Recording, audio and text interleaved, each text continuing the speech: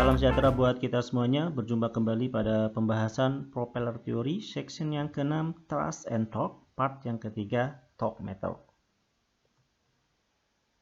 Propeller torque is usually measured with the torque meters. Jadi untuk mengetahui seberapa besar propeller torque yang dihasilkan, ya, itu kita membutuhkan alat ukur atau indikator. Ya, dalam hal ini alat ukur yang digunakan adalah torque meters. Ya. Nah, propeller torque ini sendiri sangat berkaitan dengan engine torque. Karena dalam kondisi RPM yang konstan, maka nilai propeller torque akan sama dengan engine torque. Nah, torque meter ini ya memiliki beberapa ya fungsi indikasi terhadap beberapa sistem. Ya, makanya ini disebutkan ya, bahwa torque meters to provide indication of the power to, jadi menyediakan indikasi ya torque ya dalam hal ini adalah power, karena memang untuk engine-engine yang berpropeller maka nilai power yang dihasilkan itu adalah seberapa besar nilai torsi yang dihasilkan oleh engine itu sendiri. Nah, yang pertama ya indikasi torsi ini adalah untuk mengetahui seberapa besar torsi yang dihasilkan oleh engine ya dari kokpit. Maka di sini disebutkan to provide indication of the power to the cockpit gauge. Ya, sehingga operator dalam hal ini adalah pilot ataupun teknisi bisa mengetahui seberapa besar ya, nilai torsi yang dihasilkan. Kemudian yang kedua, indikasi power ini juga ya. Jadi memang tadi sudah saya sampaikan bahwa untuk engine berpropeller ya, indikasi power itu dengan mengindikasikan seberapa besar nilai torsi yang dihasilkan oleh engine. Nah, sehingga ya untuk ya menyediakan indikasi power terhadap sistem water methanol system, mungkin sebelum itu kita perlu mengetahui apa sih sebenarnya water methanol system itu. Ya, jadi water methanol system ini adalah salah satu sistem yang ada pada gas turbine engine. Ya, dalam hal ini adalah yang berhubungan dengan power augmentation system. Jadi sistem penambah atau restoring power pada gas turbine engine. Nah, karena pembahasan kita adalah pada propeller, berarti jenis gas turbine engine-nya adalah turboprop. Ya, di mana ya water methanol system ini akan beroperasi yaitu dengan memasukkan campuran water metanol ataupun water saja ke dalam engine untuk dapat merestore power ketika ya power yang dihasilkan oleh engine ya tidak cukup dalam kondisi maksimal. Ya, pembahasannya sebenarnya untuk water methanol system itu ada pada gas turbine engine lebih lengkapnya. Nah, kemudian yang ketiga bahwa indikasi power ya, dalam ini adalah torsi itu nanti digunakan juga untuk automatic feedering system. Ya, jadi di beberapa engine terutama di variable pitch propeller ya, maka dilengkapi dengan automatic feedering system. Ya, ini akan membuat ya kondisi propeller pitch dalam kondisi feeder ketika engine shutdown in flight terutama. Ya. Fungsinya untuk apa? Fungsinya adalah agar tidak terjadi windmilling ya, agar tidak terjadi windmilling. Ya, ini kan sudah windmilling ini kan sudah dibahas sebelum-sebelumnya bahwa windmilling adalah kondisi ketika engine shutdown in flight ya. Propeller masih dalam kondisi blade angle-nya adalah positif. Ya, jadi in flight engine shutdown, nah, blade angle masih dalam posisi positif, ya, sehingga akan menghasilkan angle of attack yang negatif, ya, sehingga arah propeller akan berputar.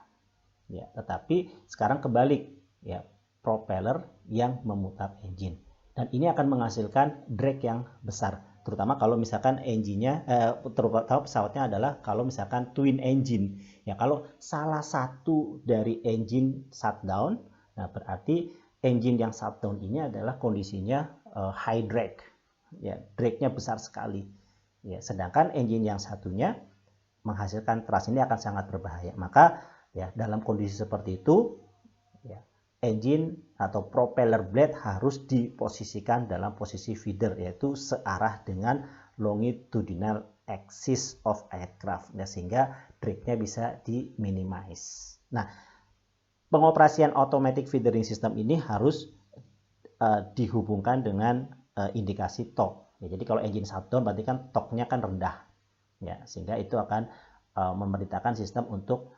membuat propeller pitch mengarah kepada feeder.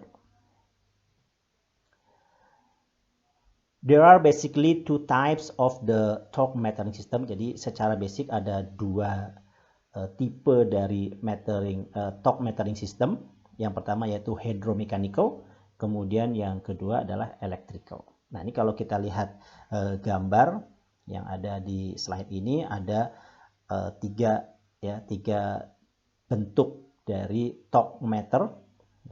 Yang sebelah kiri ini, ya, indikasinya masih dalam bentuk pressure, ya, satuannya adalah PSI.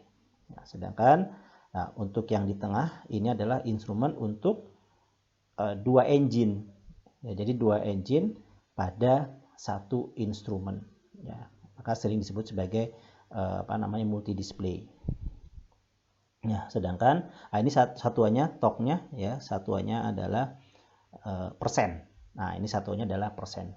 Ya, jadi nilainya berapa persen dari nilai torque maksimal yang dihasilkan. Ya. Sedangkan yang terakhir, yang sebelah kanan, ini adalah salah satu jenis torque meter yang menggunakan satuan feet pounds. Ya, jadi memang sengaja saya tunjukkan torque meter yang memiliki satuan yang berbeda-beda. Ada yang dia masih mengukur nilai pressure, kemudian ada yang percentage of the power, kemudian ada juga yang dia satuannya adalah satuan torsi, ya, momen, yaitu feet pounds. Baik, untuk tipe yang pertama yaitu hydromechanical torque meters. Hydro berarti ini adalah cairan, mechanical berarti ya mekanis, berarti ini gabungan antara mechanical fluida, ya, hidro, ya, kerja dari fluida, dan juga dengan mekanis, ya, kerja mekanis. Nah, kita lihat, ya, gambar ini. Warna hijau ini adalah engine oil, ya, ini adalah engine oil yang sudah memiliki initial pressure dari pump. Nah, sedangkan yang warna biru ini adalah planetary gears, ya, yang berfungsi sebenarnya sebagai reduction gear pada engine, ya, di mana di sini ada planetary gears. Nah, planetary gears ini sebagai output yang nantinya akan terhubung dengan propeller. Nah, sedangkan yang bagian tengah, nah, ini adalah sun gear. Ya, ini sebagai output dari engine. Jadi ini output dari engine. Ya, kemudian nanti yang terhubung dengan propeller adalah yang planetary gear ini. Nah, nanti pembahasan tentang planetary gear, ya, itu nanti akan dibahas setelah ini. Nah, bentuk atau jenis dari gear, ya, pada gambar ini adalah spur gear atau roda gigi lurus. Ya, sehingga, ya, ketika sun gear ini berputar, ya, maka akan memutar planetary gear, ya, secara nanti ini akan berputar berevolusi mengelilingi sun, ya. Nah, ini akan berefek pada, ya, gaya berlawanan, ya, akan menimbulkan gaya berlawanan pada stationary gear. Ya, jadi akan terjadi gaya berlawanan pada stationary gear ini. Nah, gaya berlawanan pada stationary gear ini kemudian akan dihubungkan pada sebuah piston. Nah, sehingga piston ini akan menekan engine oil yang tadi sudah memiliki initial pressure. Nah, initial pressure yang tadi ditekan oleh piston engine ini nanti akan diukur nilai pressure-nya. Nah, kalau misalkan memang nilai pressure ini directly measure, maka akan satuannya adalah satuan tekanan, tapi bisa juga kemudian dikonversi menjadi satuan yang lain, misalkan percentage ataupun satuan feet pounds. Nah, dalam bentuk yang lain, ini masih hydromechanical torque meter, tapi bentuk yang lain. Nah, ini memanfaatkan karakteristik dari helical gear, karena helical gear ini memiliki karakteristik akan menghasilkan axial force, akan menghasilkan axial force ketika dia berputar. Nah, sehingga pistonnya itu dipasang di depan helical gears. Ya, jadi pistonnya ini akan dipasang pada di depan helical gears, sehingga ketika sun gear berputar, kemudian planetary gear yang bentuknya helical atau roda gigi miring ini berputar, akan menghasilkan axial force yang akan menekan piston. Nah, penekanan piston terhadap engine oil yang sudah memiliki initial pressure, nah inilah yang akan ditunjukkan sebagai torque meter. Tentunya kalau misalkan torque yang dihasilkan semakin besar, maka gaya aksial yang dihasilkan oleh helical gear ini akan semakin besar, sehingga tekanan juga akan semakin besar. Kemudian yang ketiga, yang kedua, jenis yang kedua yaitu electrical torque meter. Nah, untuk electrical torque meter ini memiliki beberapa komponen. Yang pertama yaitu two wheels atau ponic wheels. Ya, ini ponic wheels ini bisa berbentuk roda gigi, berbentuk roda gigi. Ya. Kemudian yang kedua adalah electromagnetic sensor atau magnetic pickup yang nantinya akan mensense elektromagnetik yang mensensor kondisi elektromagnetik pada ponic wheel. Kemudian yang ketiga adalah alat untuk mengukur gap. Yang ketiga adalah sinyal yang sudah disense oleh elektromagnetic sensor ini, kemudian nanti akan diperkuat lagi dengan komponen yang disebut sebagai signal amplification ini, yang nantinya akan kemudian dikirim ke gauge untuk ditunjukkan seberapa besar nilai torque meternya. Nah, ini bentuk bentuk gambaran tiga dimensi dari sebuah electrical torque meter jenis ponic wheel, di mana dua ponic wheel ada di sini. Nah, ini ada dua ponic wheel ada di sini. Nah, kemudian ini adalah electromagnetic sensor atau magnetic pickup.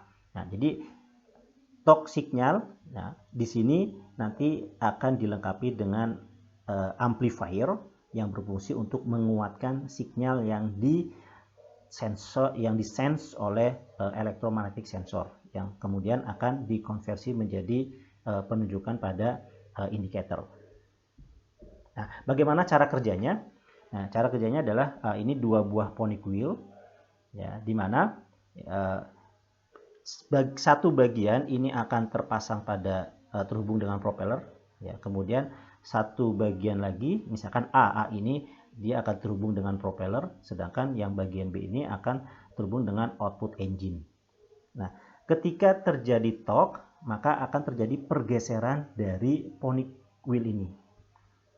Jadi terjadi pergeseran dari ponic wheel, sehingga sinyal yang dihasilkan oleh atau yang disense oleh electromagnetic sensor itu mungkin frekuensinya sama antara ponic wheel A dengan ponic wheel B, tetapi ada gap pembentukan pulsa yang disense oleh electromagnetic sensor yang satu dan electromagnetic sensor yang dua. Nah, besarnya gap inilah yang kemudian akan dikonversi menjadi nilai torsi. Nah, jadi kalau misalkan torsinya semakin besar, berarti gapnya akan semakin besar. Nah, ketika gapnya semakin besar, maka nilai torsinya akan semakin besar. Nah, kemudian jenis yang lain pada electrical torque meter ini adalah ini masih bentuk electrical torque, ya, electrical torque meter, ya, tetapi dengan metode yang berbeda. Nah, kita lihat di sini warna biru ini merupakan terhubung dengan propeller, ya, sedangkan warna hijau ini terhubung dengan engine. Nah, ketika kondisinya adalah low torque, maka gap antara engine drive dengan propeller drive itu besar, ya, yang kemudian dinotasikan dengan nilai Y. Ya, sedangkan ya, untuk engine drive itu diberi nilai X, ya. Nah, ini adalah dalam kondisi low torque. Nah, kondisi seperti ini kemudian akan disense oleh electromagnetic sensor dan akan dirubah menjadi data, ya, digital, ya, sinyal data digital yang nantinya akan dikonversi menjadi nilai torsi. Nah, ketika kondisi high torque, nah ini tentunya berarti kalau high torque powernya kan lebih besar. Nah, sehingga gap antara, ya, nah gap antara engine drive dengan propeller drive itu semakin kecil, ya, sehingga di sini gapnya semakin kecil. Nah, sedangkan jarak antara ujung dari propeller drive dengan ujung yang lain dari engine drive ini semakin besar, sehingga akan merubah, ya, data digital yang disense oleh electromagnetic sensor. Nah, perubahan data digital inilah yang kemudian akan dikonversi menjadi nilai torque yang lebih besar. Baik, terima kasih. Kita sudah membahas propeller teori section yang ke-6, thrust and torque part yang ketiga, torque meter. Sampai berjumpa pada pembahasan yang lainnya.